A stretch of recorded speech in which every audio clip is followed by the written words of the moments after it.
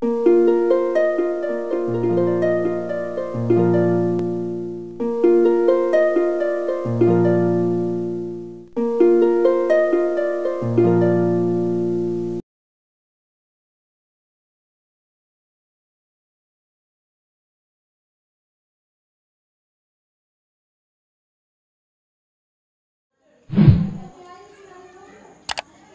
दोस्तों, last lecture में हमने डिस्कस करा था इलेक्ट्रोमैग्नेटिक इंडक्शन, कुछ बेसिस, और हमने जो लास्ट के 2 स्टेप्स पढ़े थे कि हम कैसे इंड्यूस करंट करा सकते हैं। अब देखो, करंट इंड्यूस कराने के लिए तुम्हें सबसे पहली बात ये समझनी है कि इंड्यूस करंट क्यों हो रहा है।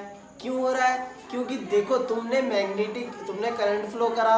अगर किसी वायर से तुमने करंट फ्लो करा तो तुमने ऑब्जर्व करा कि भाई इसके अराउंड मैग्नेटिक फील्ड क्या जनरेट होता है, और वो मैग्नेटिक नीडल या कोई भी आयरन फिलिंग्स को अट्रैक्ट करता है। ठीक, तो यानी कि यहाँ पर मैग्नेटिक फील्ड जनरेट होता है जब मैं करंट पास करता हूँ। तो फिर जो हमारे साइंटिस्ट थे माइकल फैराडे, जो कि हमने कल भी बार डिस्कस करी थी, ये साइंटिस्ट बड़ी गजब लोग होते हैं। ये सिंपल लोगों की तरह नहीं सोचते। अगर मैंने तुमसे कह दिया कि भाई तुमने करंट फ्लो कराया, मैग्नेटिक फील्ड फ्लो करा दिया, अब तुम लोगों ने ये नहीं सोचा होगा कि ऐसा उल्टा भी हो सकता है कि कहीं मैं मैग्नेटिक फील्ड जनरेट करूं तो क्या करंट इंड्यूस हो सकता है, करंट आ सकता है, कि करंट हम बिना बैटरी के, बिना कोई मेन सप्लाई के करंट ला दे किसी सर्किट में। तो यहाँ पर ये साइंटिस्ट थे माइकल फैराडे, जिन्होंने ये सोचा कि अगर मैं मैग्नेटिक फील्ड चेंज करूं तो क्या करंट आ सकता है। तो उनके एक्सपेरिमेंट हुआ भी। एक्चुअल में उन्होंने ऐसा ही कोई सेटअप लिया था, कोई मैग्नेट थी और यहाँ पर एक कॉइल है। ठीक है, कॉइल क्या, ये राउंड बाइंडिंग सर्किट द्वारा तुम्हें दिख रहा है। ठीक, अभी राउंड बाइंडिंग कॉइल टाइप का स्ट्रक्चर है, सोलेनॉइड तुम कह सकते हो। ठीक, यहाँ पर है गैल्वेनोमीटर हमने डिस्कस करा था, ये जो करंट का प्रेजेंस को डिटेक्ट करता है। ठीक, तो गैल्वेनोमीटर आ गया, चाहे कितना भी फीबल करंट हो, कितना भी कम करंट हो, ये उसको क्या करता है, कैच कर लेता है, और इसमें डिफ्लेक्शन शो होता है 0 से लेकर जो भी उसकी वैल्यू होगी। ठीक, तो इसमें क्या हो रहा है, पहला point, by moving A coil in a magnetic field, मतलब जो कॉइल है उसका हम मूवमेंट कर रहे हैं। देखो, ये स्टेशनरी मैग्नेट है, मतलब ऐसे समझो कि मैंने यहाँ पर मैग्नेट रखी है। अब ये मैग्नेट तुम्हारी एक तरह से बाहर मैग्नेट है। अब बाहर मैग्नेट का मैग्नेटिक फील्ड कैसे होता है, बर्गर की तरह, ऊपर एक बन, नीचे एक बन, बीच में जो है साउथ टू नॉर्थ लाइन होती है। ये मान लो नॉर्थ है, साउथ है, तो south to north line, north से जो है लाइन निकल रही होगी इस साइड से, ऐसे घूम के साउथ में इंसर्ट हो रही होगी, ऐसे नीचे बन होगा। तो तुम्हें बर्गर शेप से याद रखना है कि अगर कोई बार मैग्नेट है मेरे पास तो उसके मैग्नेटिक फील्ड ऐसा कुछ होता है। ठीक है, और लाइंस आपस में इंटरसेक्ट नहीं करती। तुम्हें देखो, बन लग रहा है ऊपर वाला और नीचे वाला, और यहाँ बीच में क्या है, साउथ टू नॉर्थ चल रहा है। ठीक, तो ये बात तुम्हें समझ में आ जानी चाहिए, बन टाइप का बर्गर शेप का होता है। ठीक, तो मैंने जब इसे स्टेशनरी कर रखा है तो यहाँ पे सिर्फ मैंने ये लाइन शो करी है, क्योंकि जो दूसरी लाइंस होंगी वो ऐसे घूम रही होंगी। सही बात है, इसके अराउंड भी मैग्नेटिक फील्ड होगा, मैं डॉटेड लाइन से रिप्रेजेंट कर रहा हूँ मैग्नेटिक फील्ड को। ठीक, तो ये चीज़ तुम समझ रहे हो।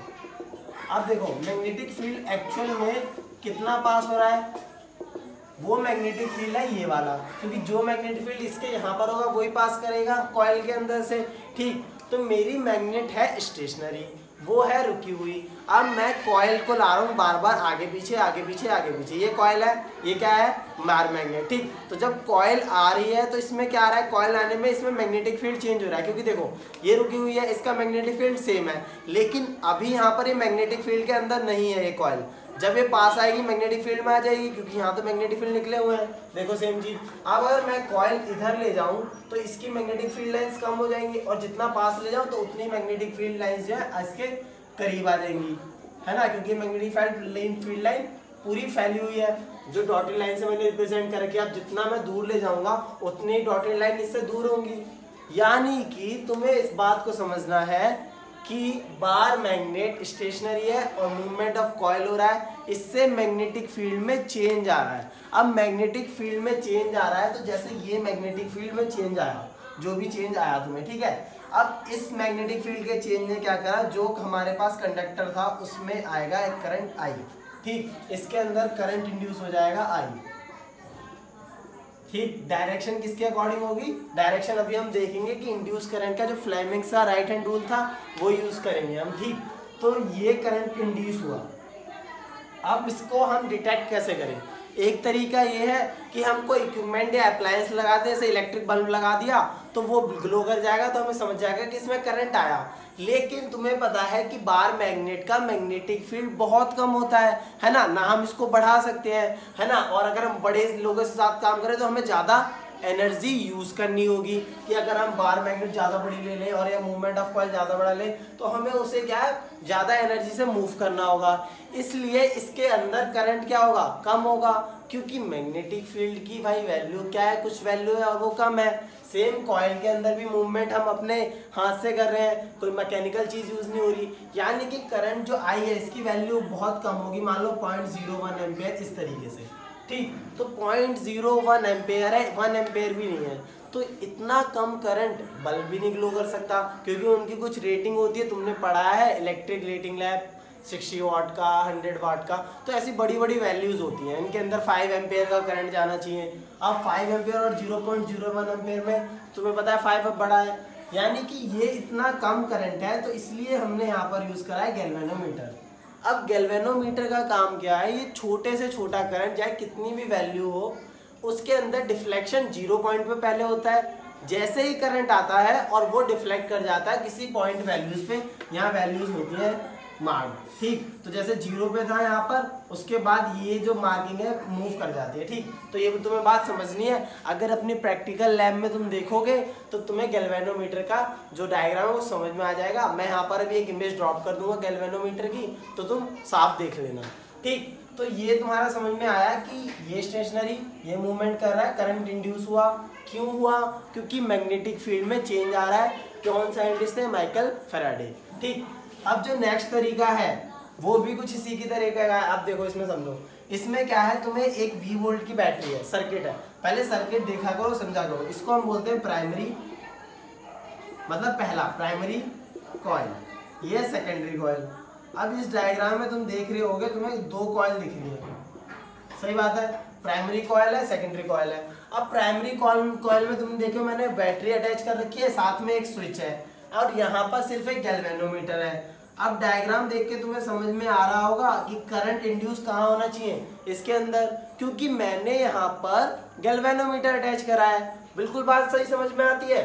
अब देखो, जब यहाँ पर मैंने स्विच अभी क्लोज है, ठीक है, धीरे धीरे समझते हैं बात को, क्योंकि जो इलेक्ट्रिसिटी में समझा उसको अब हम थोड़ा और डीप में जाके पढ़ने वाले हैं। ठीक, तो जब मैंने स्विच क्लोज करा तो एक टाइम लगता है, जैसे स्विच क्लोज हुआ सर्किट कंप्लीट हुआ, अब इसमें करंट निकलेगा। ठीक, अब जब करंट निकलेगा तो ये तो कोई लेमैन या कोई अनपढ़ भी समझ सकता है कि जब करंट यहाँ निकलेगा तो सबसे पहले इस वायर में जाएगा, देन इस वायर में जाएगा, देन इस वायर में भी पूरा जो है रैप्ड है, गोल है, तो पीछे का पार्ट तुम्हें नहीं दिख रहा। ठीक, तो इसमें जाएगा, देन इसमें जाएगा, इसमें जाएगा, तो मतलब करंट धीरे धीरे इंक्रीज कर रहा है। ठीक, तो यहाँ पर तुम्हें करंट दिख रहा है, करंट इंक्रीज हो रहा है। अब बात समझो कि जैसे यहाँ पर करंट आई है और यहाँ पे करंट आई है, ठीक, तो अगर इसकी वैल्यू ज़्यादा है और इसकी वैल्यू कम है तो इसका मैग्नेटिक फील्ड ज़्यादा होगा और इसका मैग्नेटिक फील्ड कम होगा। ये बात तो तुम समझते हो कि B is proportional to I, है ना, क्योंकि इसके फर्स्ट पार्ट में ही, फर्स्ट लेक्चर में हमने ये समझा था कि जो मैग्नेटिक फील्ड होता है B वो प्रोपोर्शनल है करंट के। ठीक, जितना करंट बढ़ाओगे उतना ही मैग्नेटिक फील्ड ज़्यादा होगा, है ना। तो यहाँ पर ये जो वैल्यू है, यहाँ पे I की वैल्यू ज़्यादा है, छोटा I, तो इसका मैग्नेटिक फील्ड ज़्यादा है, और इसकी I की वैल्यू कम है तो मैग्नेटिक फील्ड कम है। अब देखो यहाँ पर जैसे जैसे करंट फ्लो कर रहा है तो धीरे धीरे सब सर्किट्स में या सब जो लाइन्स है उनमें आ रहा होगा, तो इसका मतलब मैग्नेटिक फील्ड धीरे धीरे इंक्रीज कर रहा है ना। ऐसे समझो कि ये कॉइल है, सबसे पहले इस कॉइल में करंट आया, ठीक है, ये जो इस राउंड में है इसमें आया, तो इसका कुछ मैग्नेटिक फील्ड होगा, देन वो इंक्रीज करेगा, इसमें जाएगा। अब देखो इसमें तो करंट है ही है, लेकिन यहाँ पर भी करंट नहीं आया, तो इसके अंदर मैग्नेटिक फील्ड होगा। देन जब इसमें करंट जाएगा तो इसमें मैग्नेटिक फील्ड होगा, देन इसमें करंट जाएगा तो इसका मैग्नेटिक फील्ड होगा, फिर इसमें करंट जाएगा। यानी कि तुम देख रहे हो, इस बात को समझो कि करंट क्या है, बढ़ता जाएगा, है ना। तो करंट, जो हमारा करंट बढ़ रहा है, तो करंट जब बढ़ेगा तो B प्रोपोर्शनल टू I, तो मैग्नेटिक फील्ड भी इंक्रीज कर रहा होगा। ठीक, मान लो पहले सिर्फ करंट इसके अंदर था, ठीक है, यहाँ मान लो करंट है नहीं, अब ये सिर्फ सर्किट ऐसे जुड़े हुए हैं, यहाँ इतना करंट था, तो इसका तुम मैग्नेटिक फील्ड समझोगे इतना आ रहा है, ठीक है, इतना मैग्नेटिक फील्ड है। अब ये इतना मैग्नेटिक फील्ड सिर्फ इस पे एक्ट कर रहा होगा। अब मैं पूरा तुम्हें बना के बता दूं तो तुम्हें सिर्फ इतना समझना है, इतनी कॉइल में करंट है तो यही मैग्नेटिक फील्ड जनरेट कर रही होगी। ठीक, उस टाइम बाद इनके अंदर जाएगा, इन कॉइल्स में, तो ये जो है मैग्नेटिक फील्ड जनरेट करेंगी। तो मतलब तुम्हें चेंज इन मैग्नेटिक फील्ड समझ में आ रहा है कि तुरंत नहीं होगा, धीरे धीरे जैसे जैसे करंट पास होगा वैसे वैसे मैग्नेटिक फील्ड भी आएगा, क्योंकि करंट भी धीरे धीरे फ्लो कर रहा है, वैसे ही मैग्नेटिक फील्ड भी आ रहा होगा या इंक्रीज कर रहा होगा। तो जैसे जैसे इसमें मैग्नेटिक फील्ड लाइन पास होंगी, अब पास होने से क्या होगा, इसमें होगा करंट इंड्यूस। ठीक, अब इसमें भी करंट धीरे धीरे इंड्यूस होने वाला है, देन यहाँ पर पास होके गैल्वेनोमीटर में पास होगा, तो 0 से ये चेंज होके 1 की तरफ 2 की तरफ जो भी एम्पेयर का करंट होगा वो तुम्हें बात समझनी है कि ऐसे इसमें करंट इंड्यूस होगा।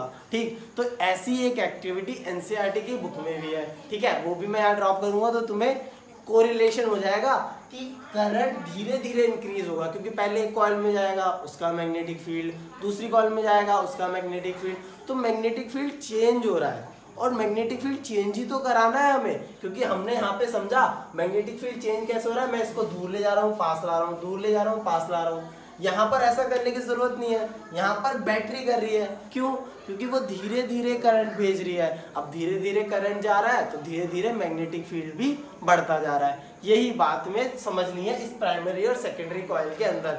कई बार क्वेश्चंस आते हैं, अच्छे से इसको समझ लो और आगे का ये जो भी पार्ट है या एक्टिविटी एनसीईआरटी की जरूर पढ़ना। ठीक, तो दोनों तुम्हें कोरिलेशन हो जाएगा। अब आगे देखते हैं।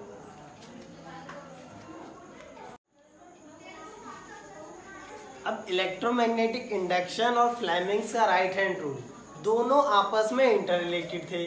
कैसे कि हमने समझा मूवमेंट ऑफ कॉइल और उससे मैग्नेटिक फील्ड में चेंज और करंट इंड्यूस हो रहा है। ये बहुत ही इंटरेस्टिंग चीज़ थी कि मैग्नेटिक फील्ड से हम करंट ला रहे हैं, हमें ना कोई बैटरी की ज़रूरत है, ना किसी सेल की, ना कोई मेन सप्लाई की, सिर्फ मैग्नेटिक फील्ड चेंज करो और करंट इंड्यूस हो जाएगा, है ना। तो हम एक तरह से क्या कर रहे थे, मैकेनिकल एनर्जी को कन्वर्ट कर रहे थे इलेक्ट्रिकल एनर्जी में।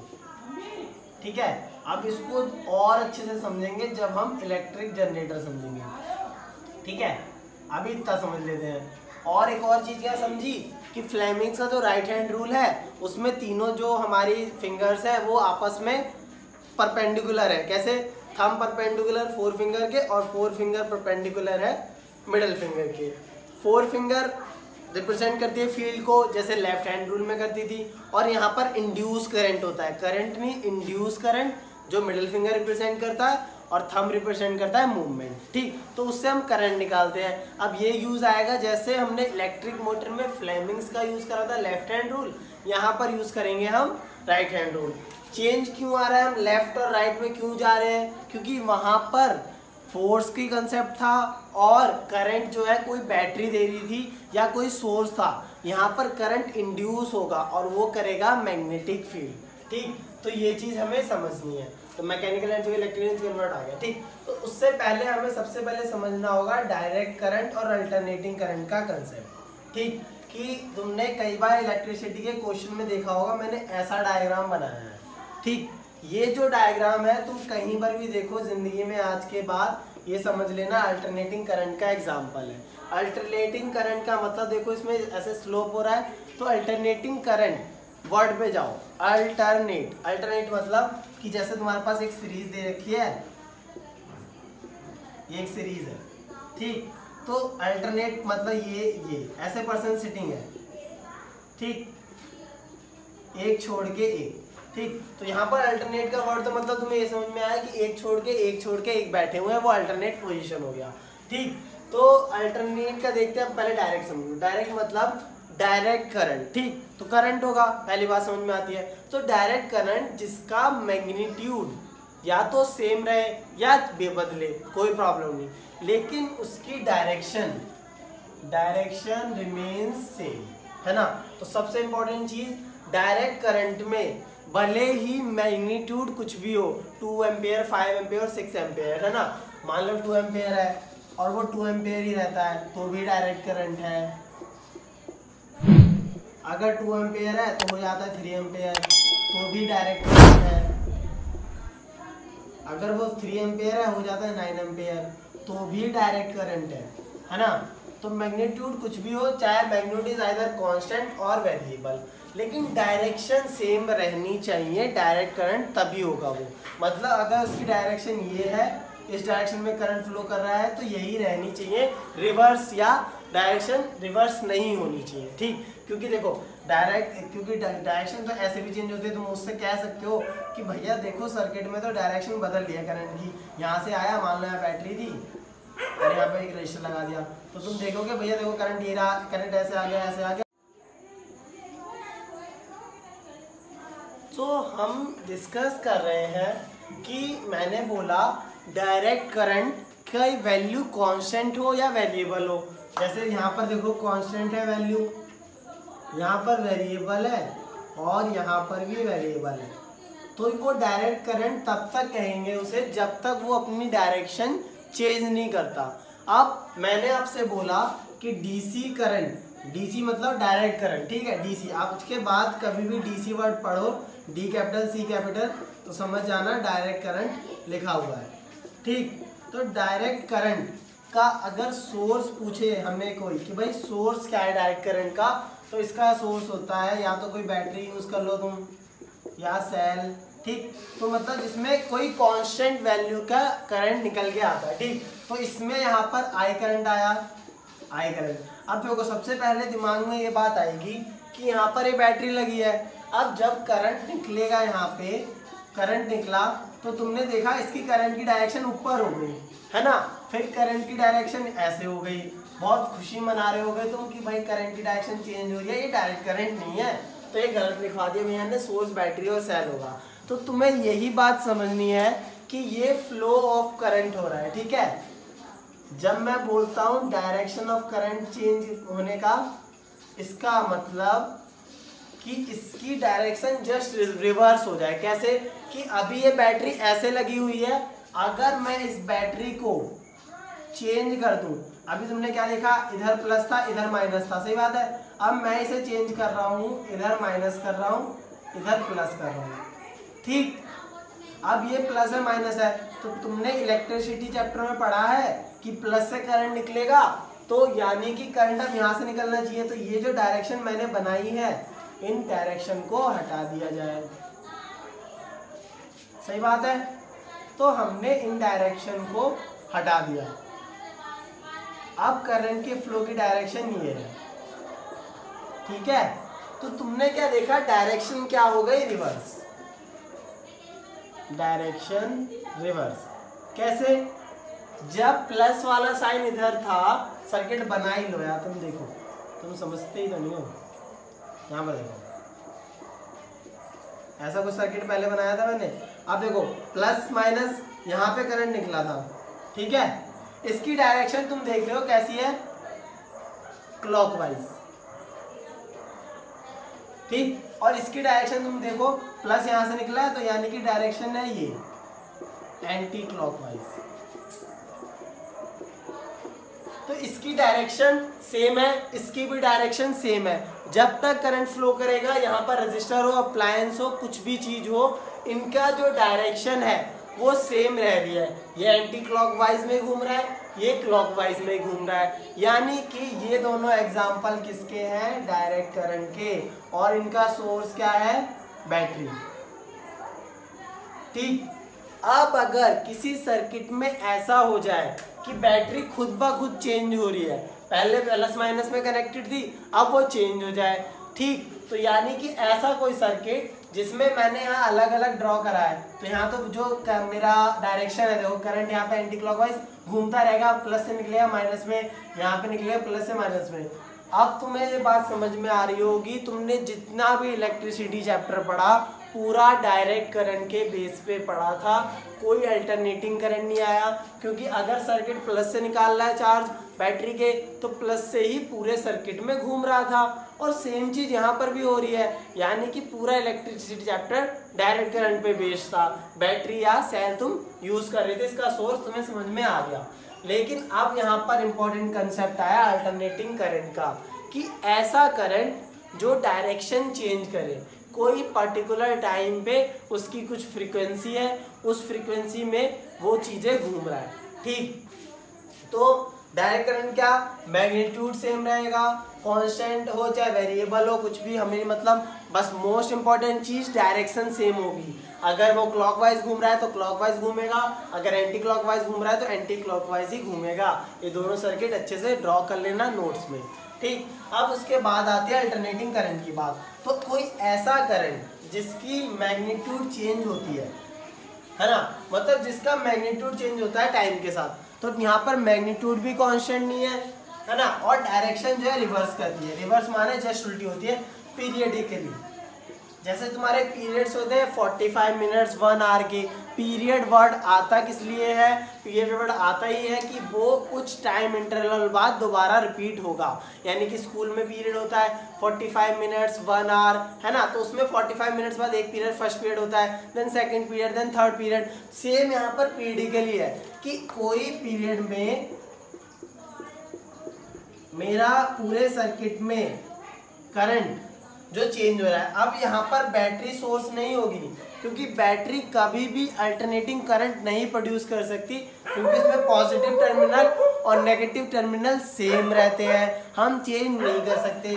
इसीलिए हम यहाँ पर सिंबल ये वाला यूज करते हैं। ये अल्टरनेटिंग करंट का सिंबल है, जो कि हमारे इंडिया में पूरा मेन सप्लाई इसी से आता है। अल्टरनेटिंग करंट का फ्रिक्वेंसी होती है 50 हर्ट्ज, ठीक है। अब फ्रीक्वेंसी का मतलब क्या, अब फ्रीक्वेंसी वर्ड तुम्हें समझ में आएगा जो तुमने टाइम पीरियड पढ़ा था साउंड चैप्टर में 9th क्लास में, याद करो तुमने फ्रीक्वेंसी पढ़ा था। फ्रीक्वेंसी 1/t, यानी कि टाइम पीरियड का जस्ट उल्टा था, है ना। फ्रीक्वेंसी पढ़ा तुमने, n से रिप्रेजेंट करते थे तुम 1/t, ठीक। यानी कि कितना टाइम पीरियड, जितना टाइम कम होगा उतनी फ्रीक्वेंसी ज़्यादा। तो यहाँ पर फ्रीक्वेंसी 50 हर्ट्ज है, इसका मतलब कि 1/100 सेकंड में ये जो है अपनी डायरेक्शन रिवर्स करता है। इसका बात बहुत समझने की ज़रूरत है तुम्हें कि 1/100 सेकंड जब हो रहा है इसकी डायरेक्शन रिवर्स कर रही है, ठीक। मतलब बहुत ही 0.01 सेकंड के अंदर इसकी डायरेक्शन अभी ये थी, देन उसके बाद दोबारा से ऐसे हो जाएगी, यहाँ से करंट निकल रहा होगा, फिर उसके बाद इधर से करंट निकल रहा होगा, ठीक। तो ये आपस में बहुत ही कम टाइम के अंदर रिवर्स हो रही है डायरेक्शन अल्टरनेटिंग करंट की। यही बात तुम्हें समझनी है। और अल्टरनेटिंग करंट का यूज़ अभी तुम्हें समझ में आएगा जब हम अभी इलेक्ट्रिक जनरेटर डिस्कस करेंगे, क्योंकि इलेक्ट्रिक जनरेटर में हमें करंट की डायरेक्शन रिवर्स होती हुई चाहिए, ठीक। हमने मोटर में कैसे समझा था कि मोटर में हमने स्प्लिट रिंग्स और कम्यूटेटर्स यूज़ करे थे। अब वो कम्यूटेटर्स क्या कर रहे थे, डायरेक्शन जो करंट की रिवर्स कर रहे थे, लेकिन अब यहाँ पर अल्टरनेटिंग करंट रिवर्स करेगा डायरेक्शन को, ठीक। अब इसके सोर्स क्या हो सकते हैं, इसके सोर्स हो सकते हैं न्यूक्लियर एनर्जी से जो हमारे पास करंट आता है, क्योंकि उसमें चेंज होती रहती है वैल्यू। थर्मो पावर एनर्जी से आता है, ठीक। ये अल्टरनेटिंग करंट के सोर्सेज है, जो कि हम या सिस्टम जो थे कोल माइंस वगैरह जो हमारे पावर स्टेशंस लगे हैं, और उन पावर स्टेशन से ट्रांसफार्मर्स पे आता है करंट का कंसेप्ट, देन घर पे आता है, ठीक। तो इसको और ब्रॉडिंग से समझेंगे जब हम क्लास 12th के कुछ लेक्चर्स डिस्कस करेंगे, ठीक। आ गया तुम्हें ये समझ कि अल्टरनेटिंग करंट में डायरेक्शन जो है पीरियडिकली चेंज होती है। तो अब हम डिस्कस करते हैं इस चैप्टर का नेक्स्ट इंपॉर्टेंट इलेक्ट्रिक मोटर का बड़ा भाई इलेक्ट्रिक जनरेटर। आगे देखते हैं।